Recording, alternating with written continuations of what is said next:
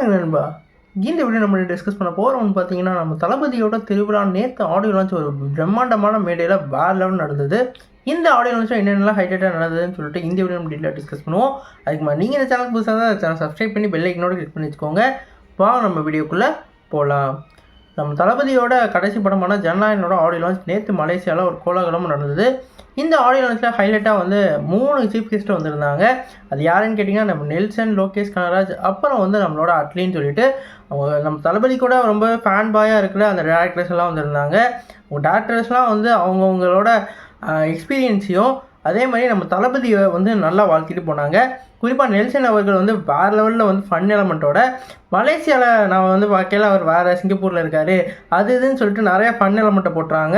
அது மட்டும் இல்லாமல் நம்மளோட பூஜா ஹெட்டே மேம்னு சொன்னது தப்பு தான் அப்படின்னு சொல்லிட்டு ஒரு வேறு லெவல் ஃபன் கான்வர்சேஷனோட ரொம்ப சூப்பராக கொண்டு போயிருந்தார். அதே மாதிரி நம்ம லோகேஷ் கனகராஜும் அவரோட எக்ஸ்பீரியன்ஸான லியோ வந்து பகிர்ந்துக்கிட்டார். இப்போ அடுத்த படத்தோட ஒரு அப்டேட்டையும் வந்து கொடுத்துட்டு போயிருந்தார். இது மட்டும் இல்லாமல் நம்ம நாசர் அவர்கள் வந்து அவங்க சொல்லலை, நம்ம தளபதிக்கிட்ட வந்து ஒரு முக்கியமான கோரிக்கையாக அவங்க வந்து அடுத்த படம் நடிக்கணும், இந்த படம் அவங்களுக்கு லாஸ்ட்டு படமாக இருக்கக்கூடாதுன்னு சொல்லிட்டு உங்களோட சார்பாக நான் கேட்குறேன்னு சொல்லிட்டு ஒரு ரிக்வெஸ்ட்டை வச்சுருந்தார்.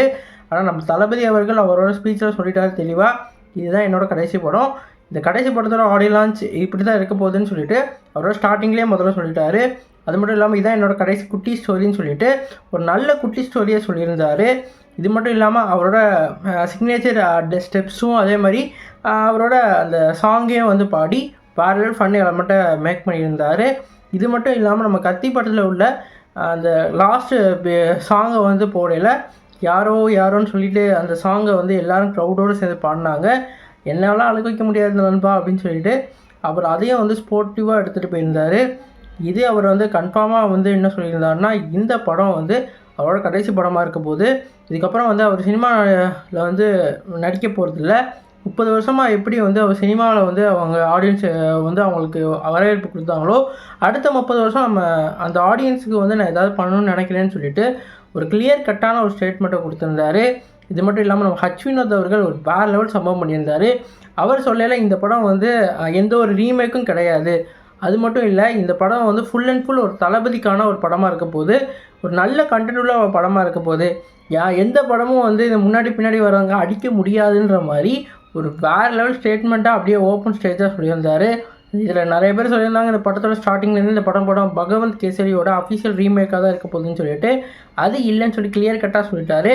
இது மட்டும் இல்லாமல் நம்ம அனிருத் அவர்கள் அவர் நிறையா வந்து ட்ரிபியூட் பண்ணிவிட்டு இந்த படம் வந்து ஒரு உண்மையான சம்பவம்னு சொல்லி ஒரு வேறு லெவல் ஹைப்பை ஏற்றி விட்டுட்டாங்கன்னு தான் சொல்லணும்.